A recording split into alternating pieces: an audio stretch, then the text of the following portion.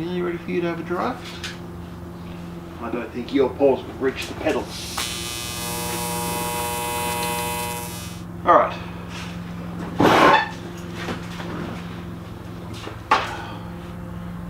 Getting there. The list. Intake pipe, seat, floor, brake lights.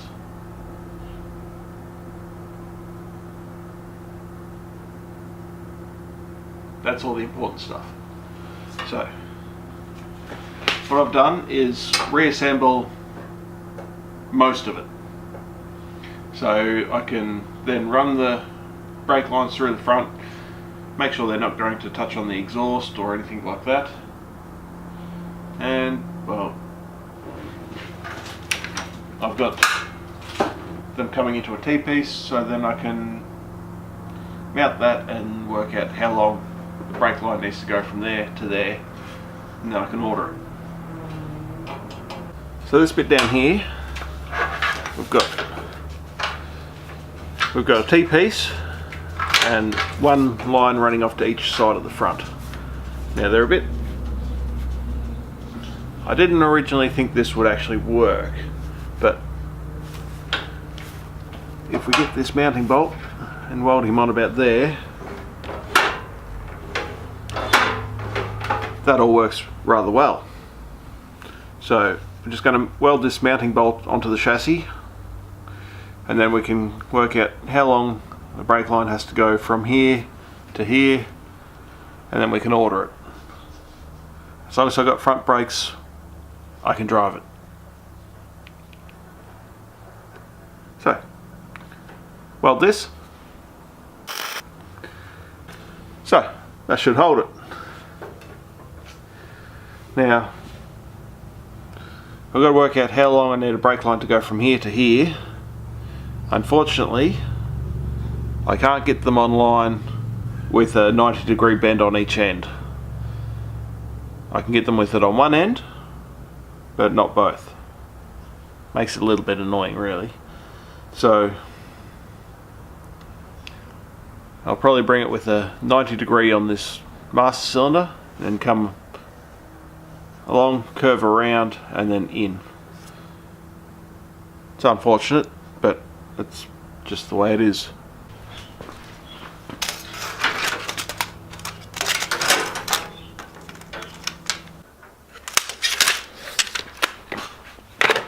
Alright, around a 350 or 400 should do it for the front.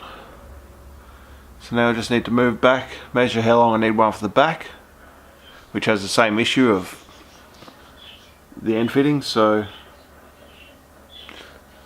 I'll get them ordered and move on to the next part.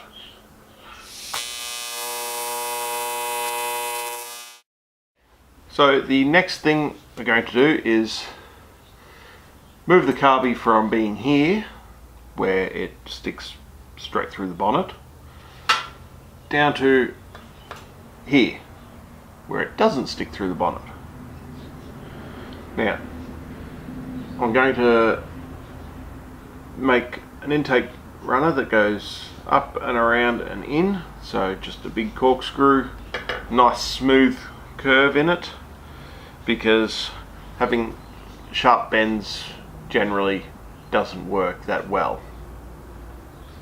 So I've got to make a new one of these. So the first thing is the flanges. We need them. Now, there's quite a bit involved in working out flanges, so here's some I prepared earlier. You can watch that video here, I think. And, well, I'll start by cutting these out and then we'll go from there.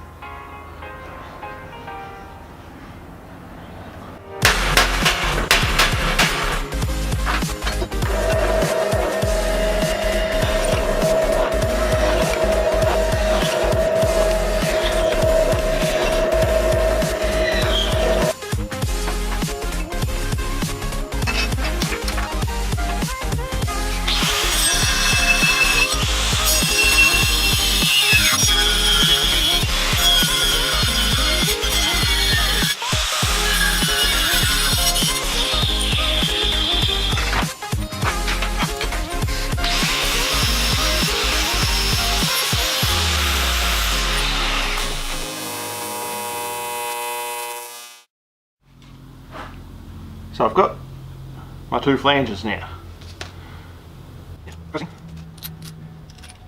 Put them on and check that they line up with the hole, which it does. Great news. The hole that I've got there is larger than the hole I've got here. So what I really would like to do is now port match the engine to this plate and this hole, and that way it's one size from coming out of the carby, one size all the way through the pipe into the engine. So all that requires is a little bit of die grinding. So what I'm going to do is first look down here, and I can see that the exhaust valve is totally closed.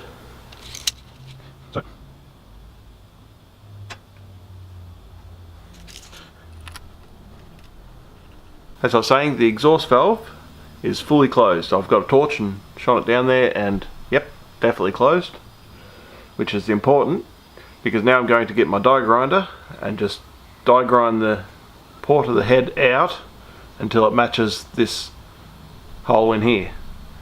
I put the gasket in, so the gasket's also going to come out to exactly the right size, and then we can start making the intake.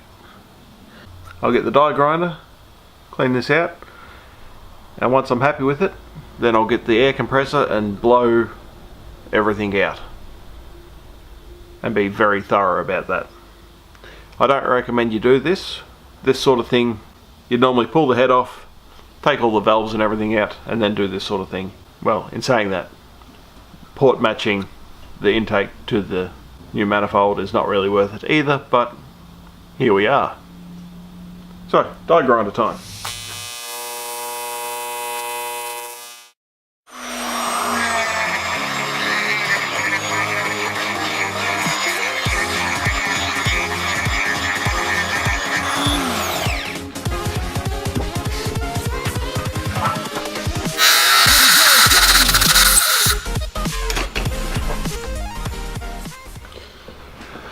Well, there we go. It's pretty good, nice and smooth through there. Now I've blown all that out. I've got in there with the torch and had a look, and it's nice and clean. I can't see any bits in there. I'll probably still spray some cleaner in there and blow it out again, but I can't actually see any particles in there. Like I said, I don't really recommend you do this, because you really should pull the whole engine apart.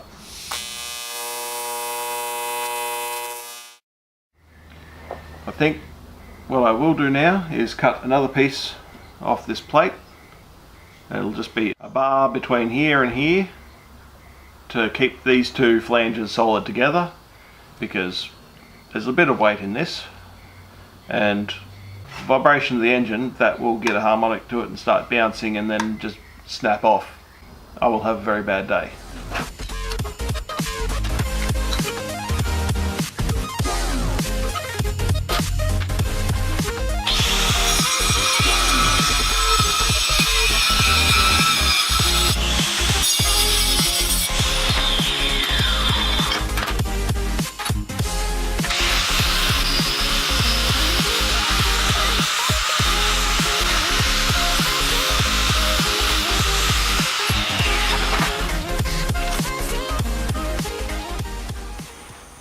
Now, if I'd have actually planned this, I would have made these gussets with a little bit extra on the side.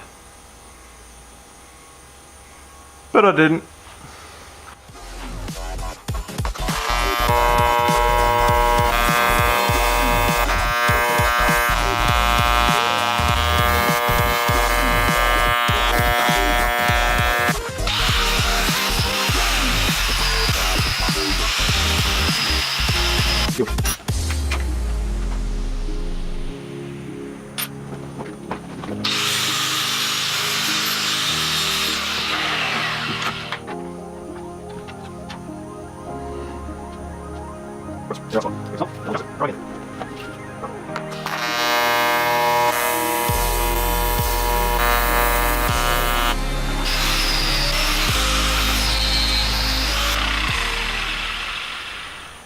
Alrighty, I reckon now I'm just going to bolt this onto the engine, make sure that I'm happy with how it's all sitting.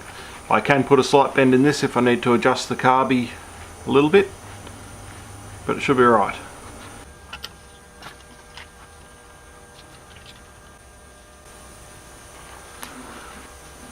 Alrighty, that's got good gaps. Fill line only needs to go from here to here, so that should make it easy. So I've just got to make a pipe that goes from here to here.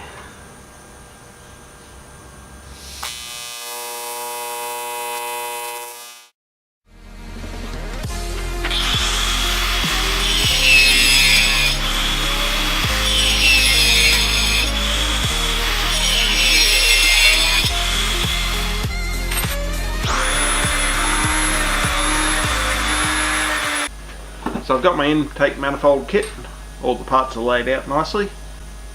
All the pieces are practically identical, so it doesn't matter what order they go in. They all go together, and when they're all stacked up, a 90-degree bend will stand 50mm off this surface. And the bonnet's about 60, so still going to be tight, but should work.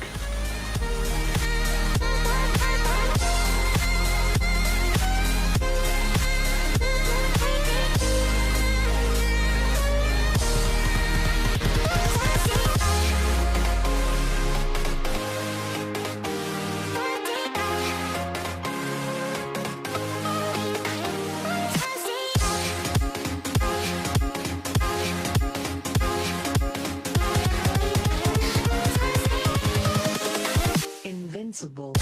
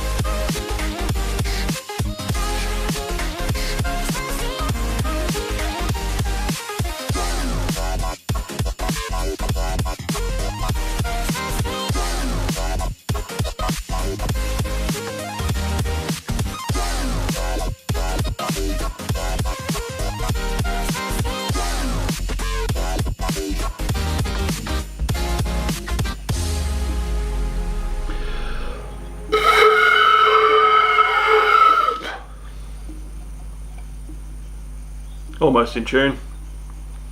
So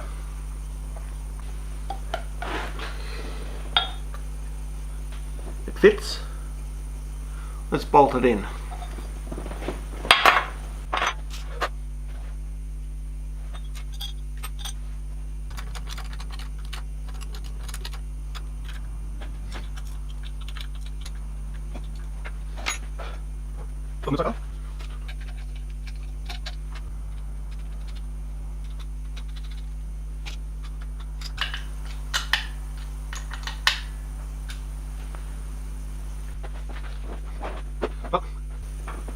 That all bolts up and all fits. After having not measured it, I've got about a 3mm gap between this intake pipe and the head.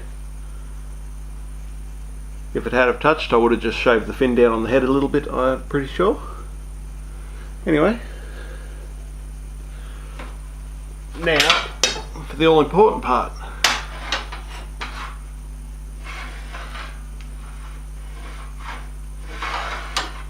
Beautiful. Hopefully it runs. Now I'm not going to start it just yet. I'm going to make sure that the intake is perfectly clean. I'm really happy with how that is. The list. Alright, after we cross off the intake pipe, then that just leaves the seat, the bodywork and the brake lines. Now, calculated the brake lines at the start of the episode. Yeah, getting to the pointy end of the build. Much excitement. Anyway, that's it for today's video. As always, customize everything.